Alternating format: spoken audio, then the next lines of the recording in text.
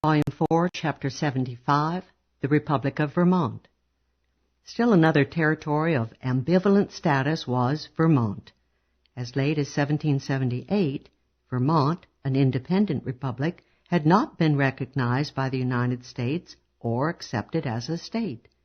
The acceptance of the western New Hampshire river towns as part of Vermont incurred the intense hostility of New Hampshire and of the United States, and the West Side Vermont towns succeeded in expelling their new acquisition, though at the price of threatened secession by the East Side towns in union with their confreres on the other side of the Connecticut River. Soon the East Side towns erupted against their tormentors in the West. In the spring of 1779, the bulk of the towns on both sides of the Connecticut River inconsistently called for the New Hampshire conquest of all Vermont, any stick with which to beat their West Side oppressors. But the major war raged in the southeastern towns, which were generally loyal to New York. Vermont, not very consistently, was unwilling to allow its southeastern towns, Brattleboro, Guilford, and others, the self-determination that it claimed for itself. It began confiscating cows in lieu of compulsory military service in the southeast, and Yorker crowds led by Eleazar Patterson, colonel in the New York militia, began recapturing the cows and returning them to their original owners. The cow war was on. Patterson kept pleading with Governor Clinton of New York to come to the aid of the suffering Yorkers against the Vermont invasion, but Clinton, beset by a large threat from the British, sent only promises and encouragement. Unchecked by New York intervention, the petty despots of Vermont sent Ethan Allen and 100 men to crush the Lower East Side Rebellion. No resistance was offered to the formidable Allen, who arrested Patterson and all the Yorker militia officers. The hapless militiamen were tried under a new law, ironically prohibiting the disregard of constituted authority. But Vermont shrewdly let the insurgents off with light fines and granted amnesty to all political prisoners, thus taking all the steam from Congress's order, incited by New York, to release all such prisoners. During the summer of 1779, the Lower East Siders petitioned Congress for New York's claim and against Vermont's admission as a state, while New Hampshire voted to incorporate Vermont into her own territory. In the face of these conflicting threats, Vermont acted boldly, defying one and all, and suddenly raised the specter of a possible separate peace with Great Britain. This placed her existence in great peril, for all of her enemy states agreed to place the power of decision over her fate into the hands of Congress. Congress arranged to make the decision on February 1, 1780, meanwhile ominously ordering Vermont to cease granting land or selling confiscated Tory property. The death knell seemed at hand for the independent state of Vermont. But under the leadership of the Allens, Vermont defied Congress. As a separate republic, she continued to make land sales and published several pamphlets by Ethan and Ira Allen for the Vermont cause. Under this shrewd defiance and the blows of the British invasion in the South, Congress sidestepped any real decision and confined itself to strongly denouncing Vermont's behavior.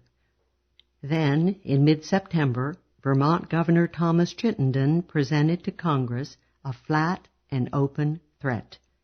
Since Congress had refused to admit Vermont as a state, Vermont would feel free to accept separate peace terms from Great Britain. Great Britain began secret negotiations with the little republic, and Vermont shrewdly used these to continue to stave off a British invasion from the north. A Congress frightened by this great show of determination postponed matters once more. Meanwhile, all the disaffected men of the East Side, the river towns as well as the Yorkers, decided to unite against the Vermont oppressors.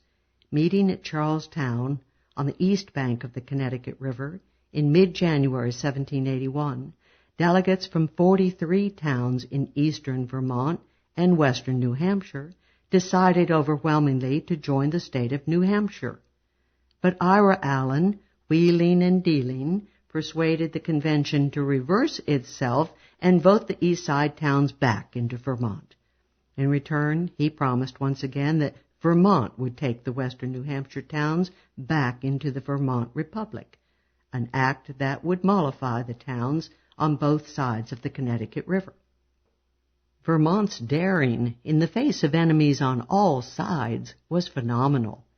Dickering with Britain to stave off attack, defying New Hampshire by incorporating her western towns once again, it now moved to incorporate New York towns on her western boundary, which were disgruntled by New York's failure to protect them against Carleton and grateful for Vermont's truce with Great Britain, which by design included them as well.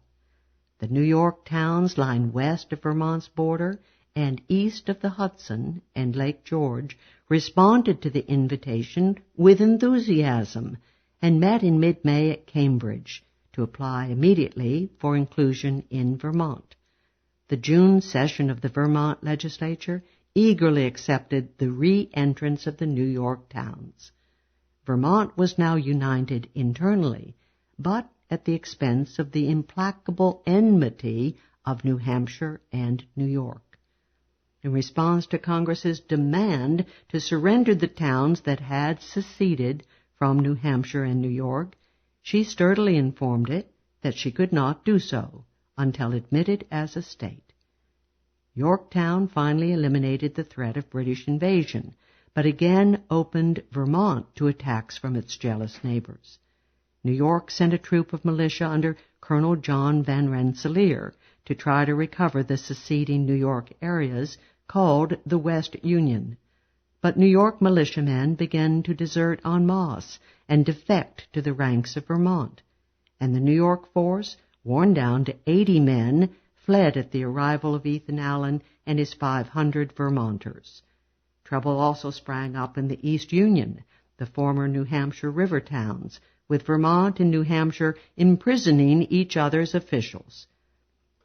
An angry mob rescued a pro-Vermont official from a jail in Keene, and the furious New Hampshire legislature delivered an ultimatum to Vermont to get off the East Union territory in 40 days or suffer a full-scale invasion by 1,000 New Hampshire troops.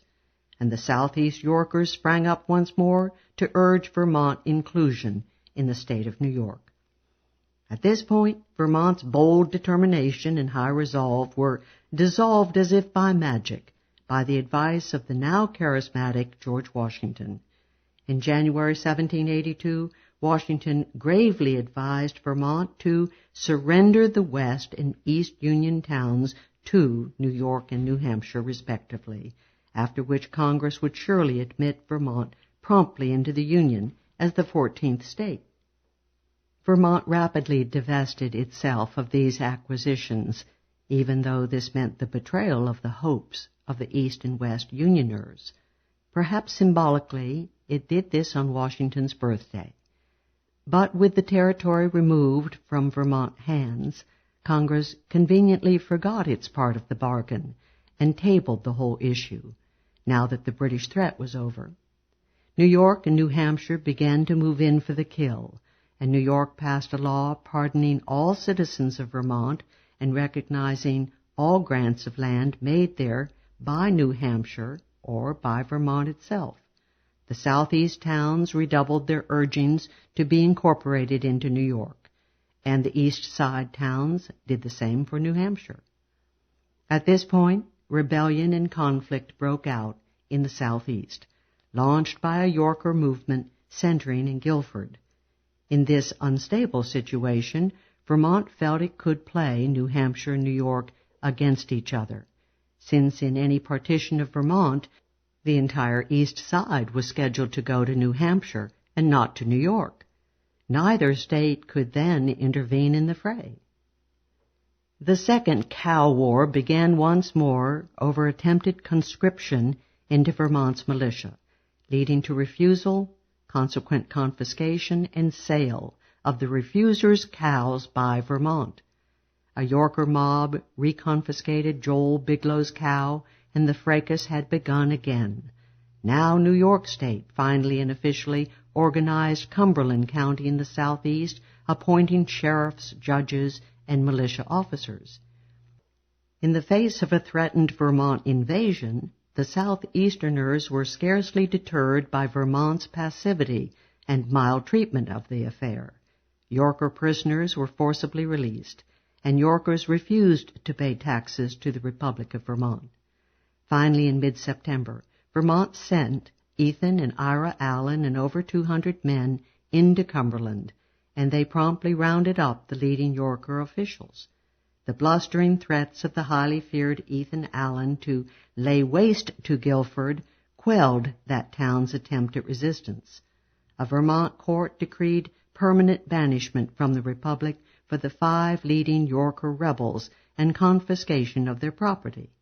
Many other Yorker officials were fined or banished, and Ethan Allen accurately taunted the Yorkers, "You have called on your God, Clinton, till you are tired. Call now on your God, Congress, and they will answer you as Clinton has done." But while no rescue came, the banished leaders were soon readmitted and resumed their rebellious activities, and were once more arrested and pardoned, and took up rebellion again, and so on in a seemingly endless cycle. While Washington tried to soften Congress's newly aroused hostility to Vermont, Governor Clinton continued in implacable opposition. But as the war with Britain came to an end, both Clinton and Congress were finally getting increasingly weary of the whole Vermont problem. Precisely what the Vermonters had been counting on. Mounting rebellion in the southeast finally led to a second invasion by 300 Vermont militia under Colonel Stephen Bradley in mid-January 1784, and this invasion again quelled the southeast revolt. With the death of the leader of the rebellion, Charles Phelps of Marlborough, the seemingly interminable Yorker revolt came to an end.